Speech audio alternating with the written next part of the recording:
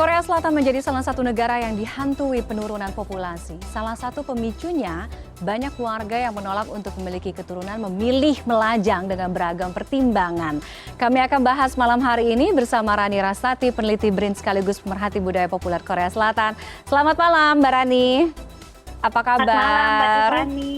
Oke, kita ngomongin soal bagaimana anak muda di Korea Selatan yang mungkin beberapa tahun ke belakang lebih memilih untuk menunda dulu untuk menikah gitu ya. Tapi sebenarnya apa sih yang melatar belakangi anak muda atau generasi muda di Korea Selatan ini enggan menikah? Apakah ini sebenarnya adalah fenomena baru ya? Atau sebenarnya adalah hal rumah memang mindset mereka terbentuk seperti itu?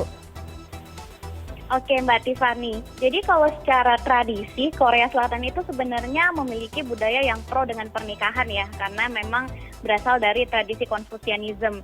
Nah, pernikahan itu dipandang sebagai sebuah kewajiban sosial karena menandakan transisi dari masa remaja menuju kedewasaan.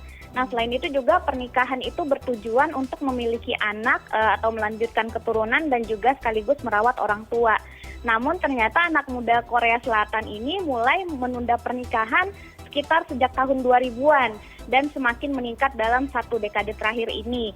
Kalau secara statistik kita lihat tahun 2000-an misalnya hanya 10% nih anak muda yang tidak menikah. Namun pada tahun 2021 ini ternyata ada 42% yang tidak menikah. Lalu pertanyaannya kenapa ini bisa terjadi? Nah, bagi laki-laki Korea, alasan utama mereka itu adalah ketidakpastian ekonomi dan juga kesulitan finansial. Korea itu kan menganut budaya patriarki ya, jadi laki-laki diharapkan menjadi pencari nafkah utama nih untuk keluarga. Padahal saat ini banyak dari mereka yang ternyata memiliki penghasilan yang rendah, lalu mereka juga sulit mendapatkan pekerjaan yang layak, ditambah lagi biaya hidup yang sangat tinggi. Untuk menghidupi dirinya sendiri aja mereka kesulitan, apalagi harus ditambah menafkahi istri dan anak. Nah, selain itu juga nilai-nilai barat, misalnya individualisme dan juga feminisme juga memberikan pengaruh nih.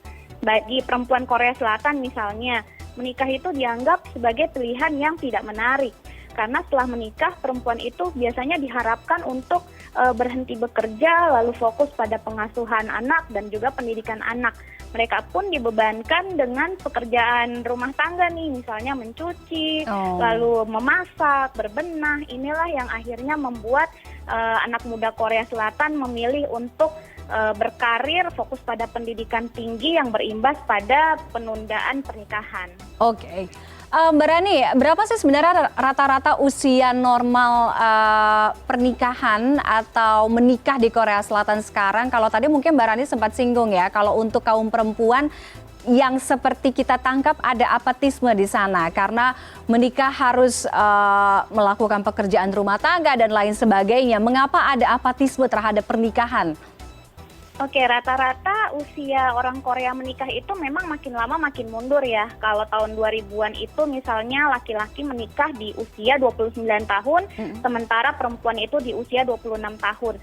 Nah, per tahun ini ternyata mundur nih, laki-laki menikah di usia 33 tahun, sementara perempuan itu di usia 31 tahun. Nah, sejalan dengan usia menikah yang makin mundur, angka pernikahan di Korea Selatan pun ikut menurun. Misalnya di Korea ini 50% laki-laki dan 33% perempuan yang berusia 30-an tahun, mereka itu memilih untuk tidak menikah dan tetap melajang.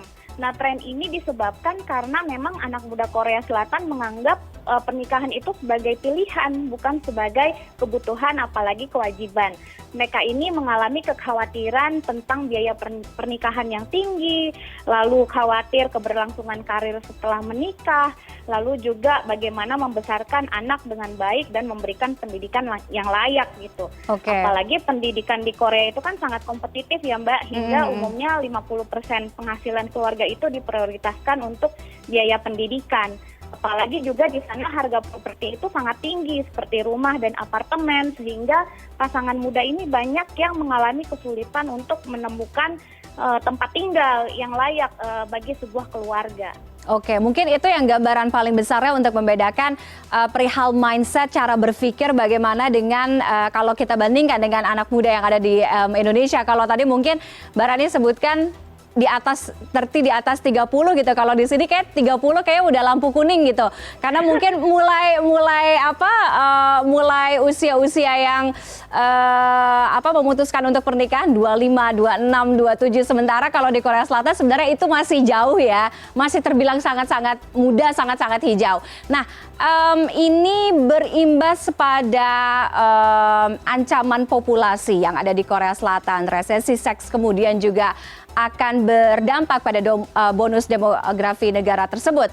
Nah, apa yang disiasati? Apakah ada upaya yang dilakukan oleh pemerintah Korea Selatan ketika ini menjadi sebuah ancaman tentunya untuk negara itu?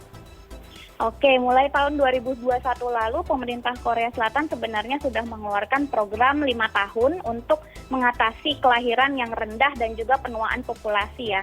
Programnya itu berupa pemberian dana bantuan untuk mendorong kelahiran, lalu juga ada dana bantuan saat bayi sudah lahir, dana pendidikan bagi keluarga yang memiliki banyak anak.